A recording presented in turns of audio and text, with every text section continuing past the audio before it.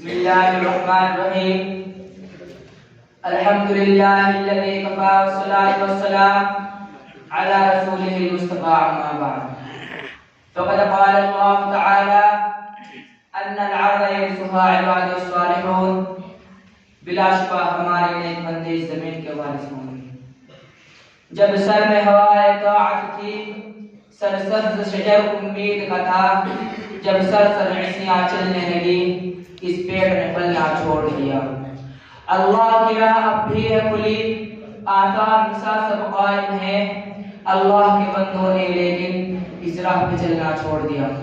محترم حضرات، ذرا آپ اس زمانے کا تصور کریں جبکہ وہ ایک تنہا 40 سالہ انسان نے اسلام کی آواز بلند کی اور صرف 23 سال میں وہ آواز اتنی دور پہنچ گئی کہ تاریخ اس کی مثال دینے سے قاصر ہے.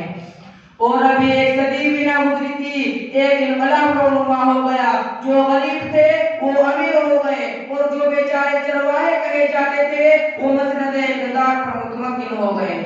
اور جنہیں دنیا والے ان پڑھ بدو کہا کرتے تھے، ان کا سیل اور آواز کی تیزی سے بڑھا کے ربع مسکون عالم پر ان کی تحریک و تمدن کا ڈنکا بجنے لگا.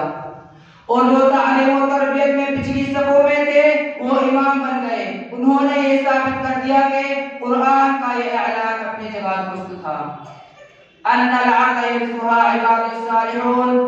بلا شبہ ہمارے نیک بندے زمین کے وارث ہوں گے.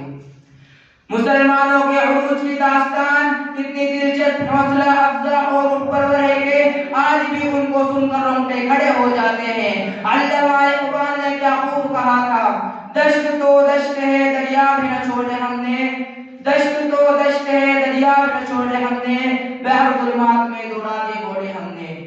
ایک وقت تھا جب مسلمانوں کی شوق و سطوت رعب ہیبت کا ڈنکا بج رہا تھا. چاندان عالم میں مسلمانوں کے عروج کی داستان پر زبان تھی. وہ نیک تھے، راست باز تھے، موجد تھے، محبت تھے، علم دوست تھے. اور سب سے بڑی بات یہ تھی ان کے دلوں میں خدا اور رسول سے اتنی محبت تھی جتنی وہ اپنے مال و دولت اہل و عیال سے بھی نہیں کرتے تھے.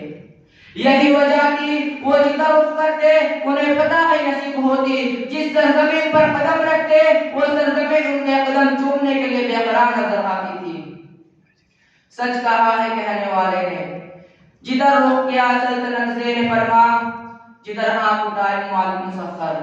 مگر آج وہی قوم ذلیل و خوار ہو رہی ہے، وہی اسلام کے نام لیوا پیدل پہ شکستیں کھا رہے ہیں. چین سے لے کے افریقہ کے ساحلوں تک جہاں دیکھیے مسلمان زندگی کے میدان میں شکستیں کھاتا چلا جا رہا ہے. آخر کیوں؟ کیا ہم نے اس کو بھی سوچا ہے؟ سوچئے اور سمجھئے. ظاہر ہے جن صفات نے ہمیں ترقی کے منازل طے کرائے، جن خوبیوں نے ہمیں بام عروج پر پہنچایا، اگر وہی خوبیاں ہم پھر سے پیدا کر لیں تو میرا یقین رکھیے ہم جلد کامیاب ہوں گے. آخر میں وہی شاید پھر سے سن لے تاکہ آپ کا ذہن پھر تازہ ہو جائے. ابھی میری فلم جب سر میں ہوائے طاعت کی، سرسبز شجر امید کا تھا، جب سرسبزیاں چلنے لگی، اس پیڑ نے پھلنا چھوڑ دیا. اللہ کی راہ اب بھی ہے کھلی، آثار نساء سب قائم ہے. اللہ کے بندوں نے لیکن اس راہ پہ چلنا چھوڑ دیا. وآخر دعوانا الحمدللہ رب العالمین. ماشاءاللہ.